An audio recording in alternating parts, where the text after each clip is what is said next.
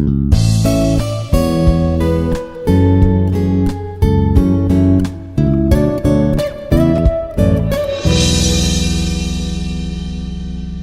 everyone, this is Srikanth, Assistant Professor of Data Science Department.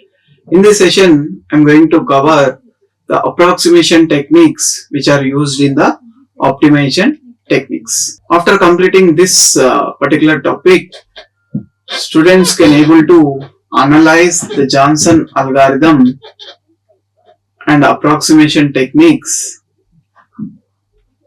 to solve sequential problems. The approximation techniques, the first, what is meant by approximation techniques, let us go with, and then after how to solve the problems using approximation techniques. Approximation techniques is nothing but overview plus procedural templates. Overview and procedural templates which are going to consist in the approximation techniques. NEH heuristic for permutation flowchart scheduling, that is full work example. That is, whenever we go with NEH heuristic for permutation flowchart scheduling, that is going to be one of the approximation technique. And the next one is branch and bound, that is 0 or 1, knapsack and TSP examples with tree plus bounding calculations. Here in the approximation method, the problem is NP hard or very large, exponentially exact algorithms are infeasible, and you need a quick, good quality solution rather than provably optimal. So whenever we are going to use the approximation techniques, we need to use a quick, good quality solution rather than provably optimal. You can tolerate a bounded error or no strict optimality guarantee. So you can tolerate a bounded error or no strict optimality guarantee. And common problems are TSP, flowchart scheduling. So the common problems are TSP and flowchart scheduling, job shop scheduling, bin packing, set cover, knapsack variants. So high level procedural template. So in order to understand the objective and constraint, write the formal objective function and constraints. So whenever we are going with the high level procedural template, we need to write the formal objective function and constraints. Understand?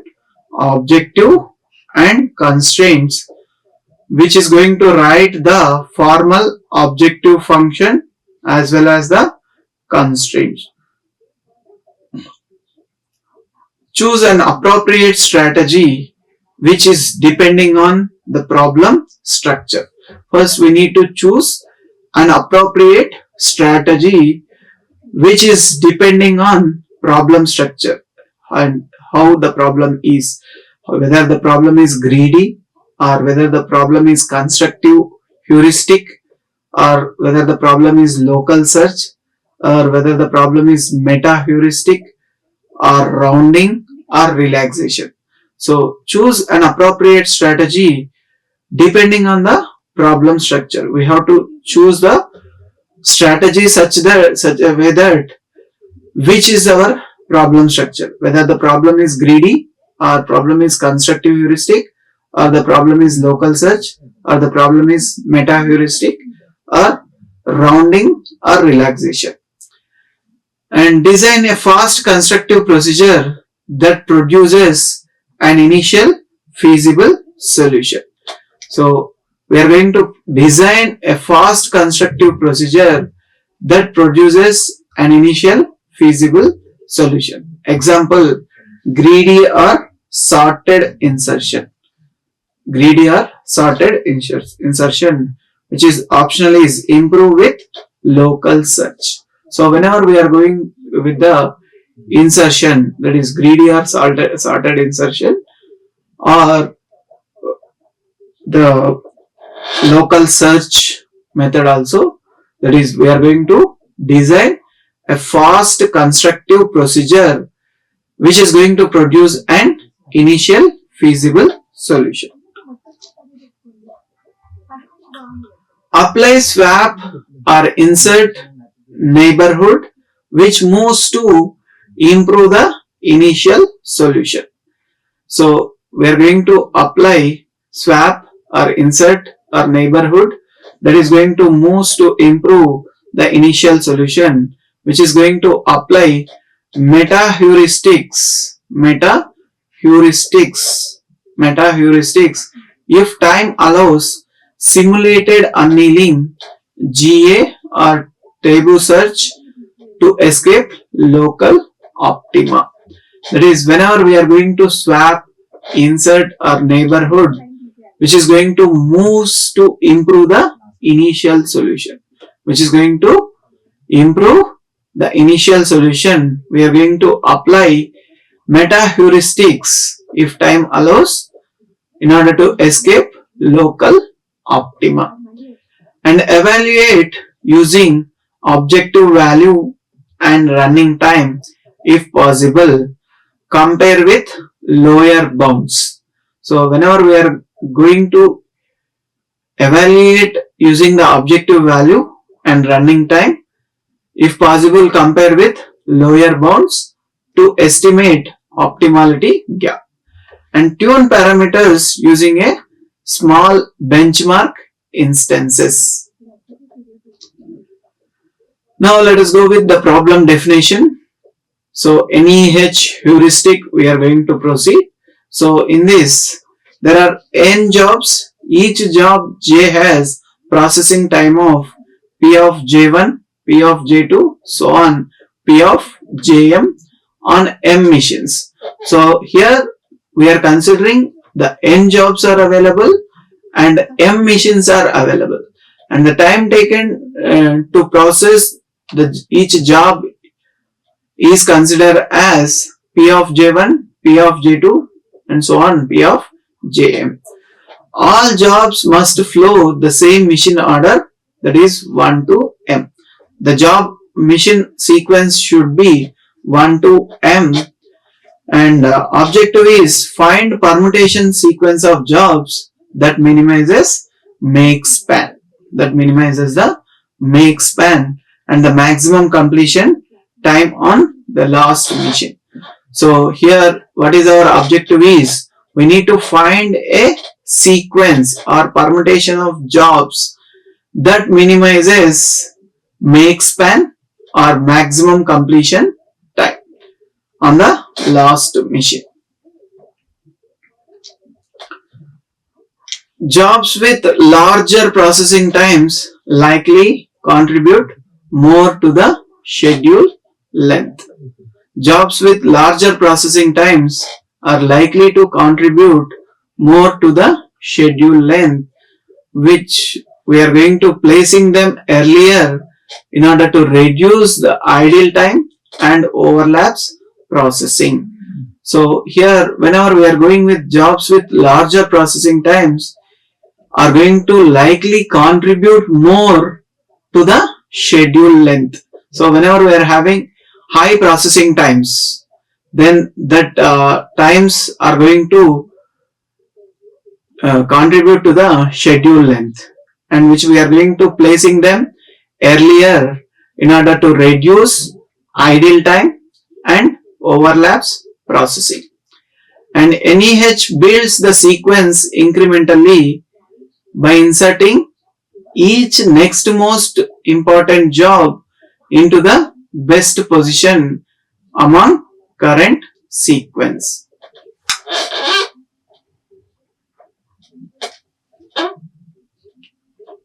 So here NEH is going to builds the sequence incrementally by inserting each next most important job into the best position among current sequence.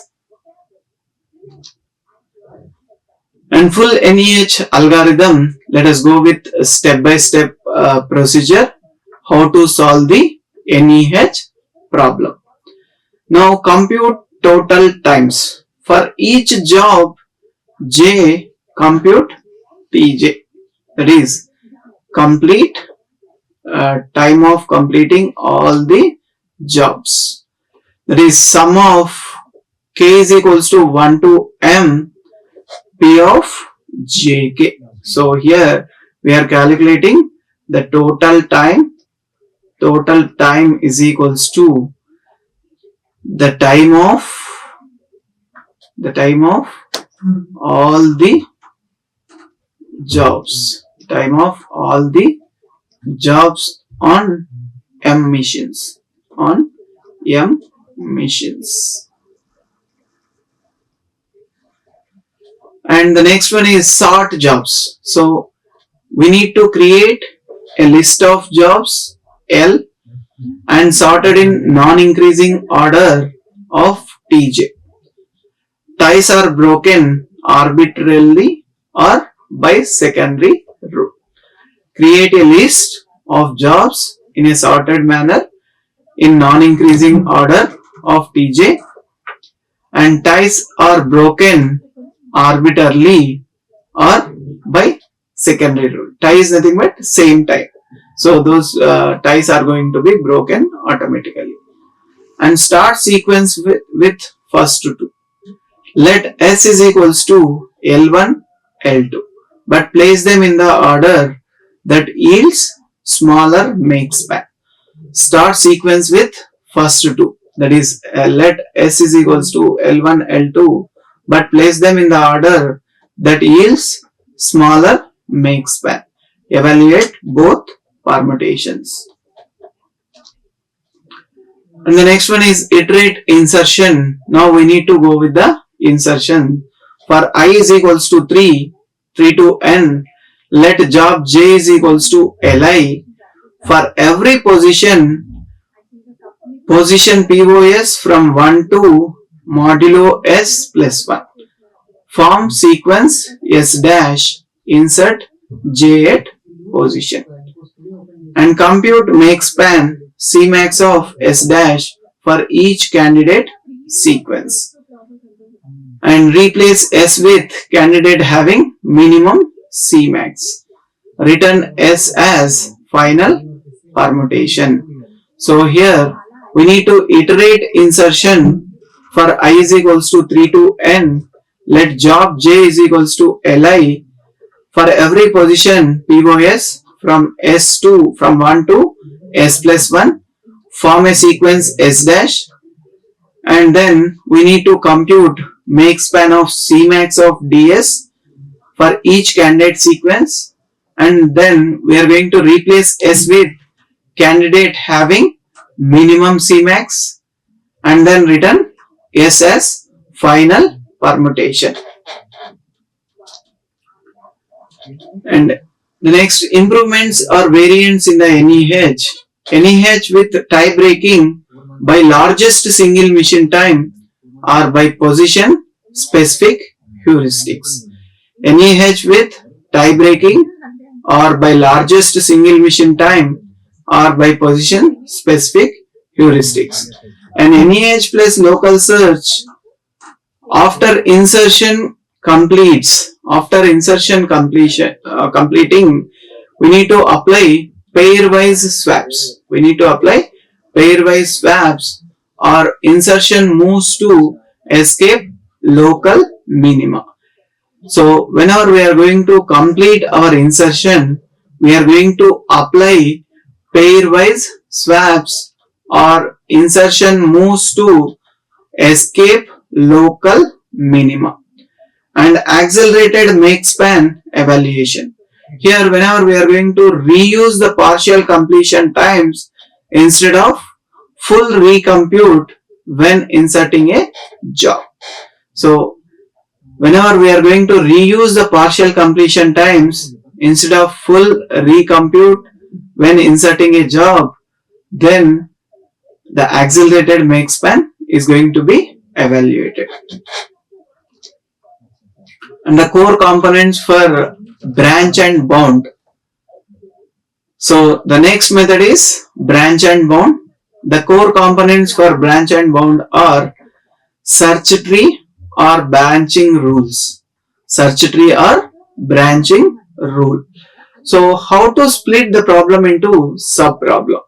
So here we are going to split the problem into sub-problems. That is bound function, that is a lower bound is for minimization or upper bound is for maximization and the best possible solution inside a sub-problem.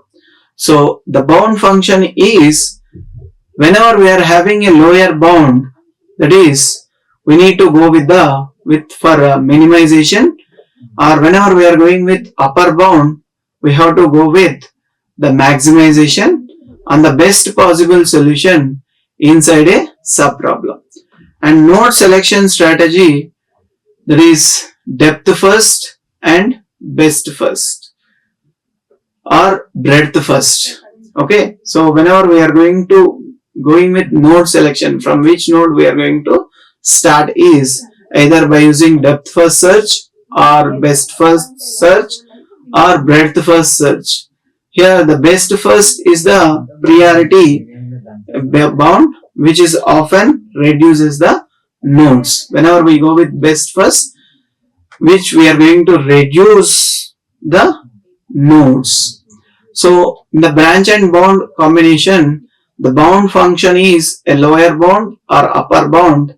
That is, a lower bound is going to used for minimization, and whereas upper bound is used for maximization on the best possible solution inside sub problem.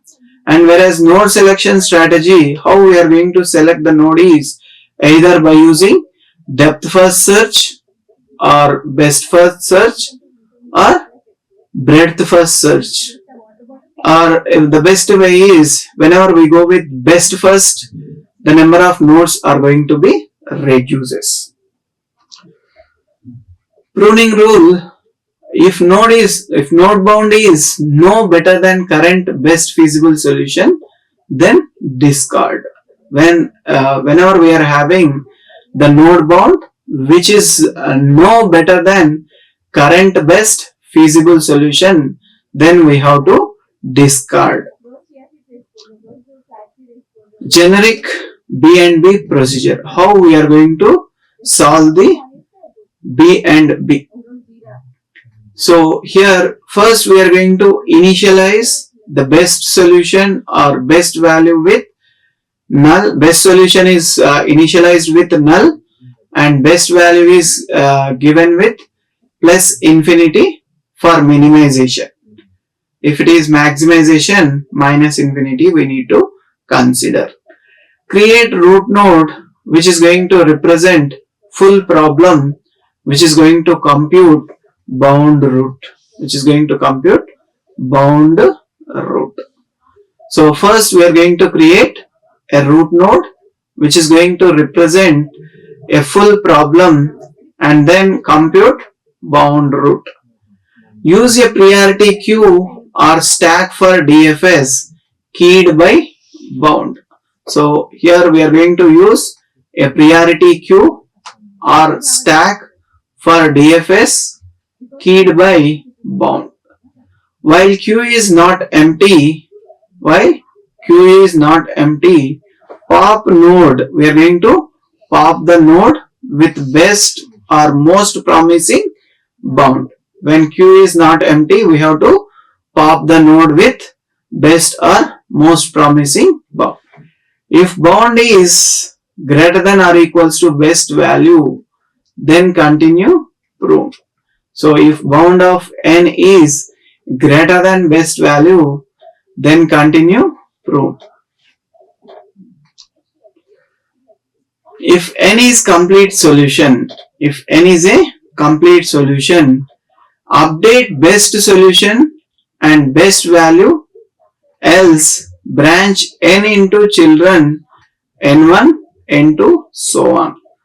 For each child, compute bound child and push if promising. So if n is a complete solution, then we need to update the best solution and best value. If we have got a complete solution, then we are going to update the best solution and best value, else branch into children n1, n2 and so on. For each child, compute bound of child and push if promising and return the best solution. Steps to compute bound at a node. So now we'll go with the steps to compute bound at a node. Start with cost matrix for root, do row reduction and column reduction in order to compute initial lower bound. So whenever we are going with the cost matrix, first we need to go with for root, do row reduction. For any root, there is a row reduction and column reduction and compute initial lower bound. Sum of reductions plus selected edges cost. Sum of reductions plus edges cost.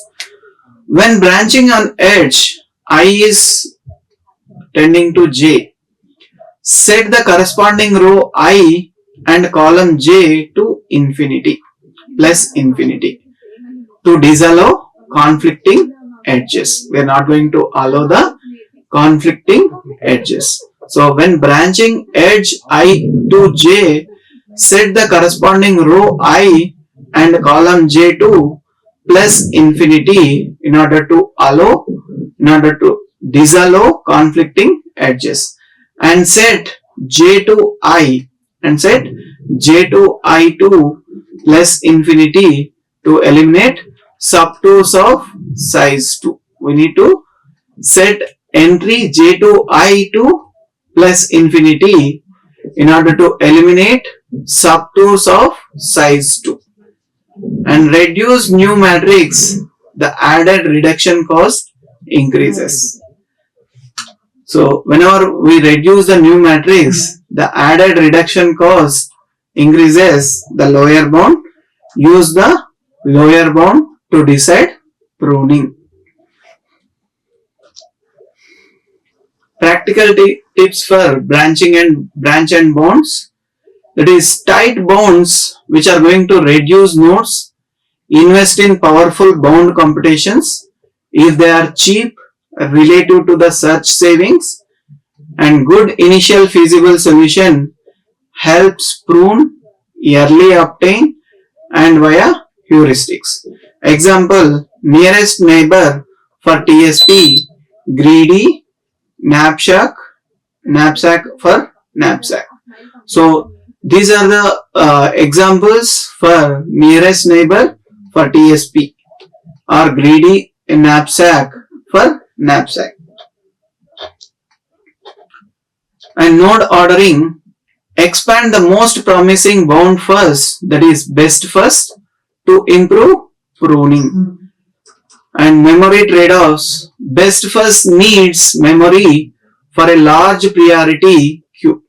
Best first needs a memory for a large priority queue where DFS uses less memory but may find good solution slower. So memory trade-offs are going to best first needs memory for large priority queue where DFS uses less memory but may find good solutions slower. And the next one is Gantt chart representation. A Gantt chart is one of the most widely used tools in project management, scheduling, production planning and operations research. It is a bar chart that visually represents the schedule of activities or tasks over a timeline. Where Gantt charts are originally developed by Henry L. Gantt, an American mechanical engineer, around the year 1910.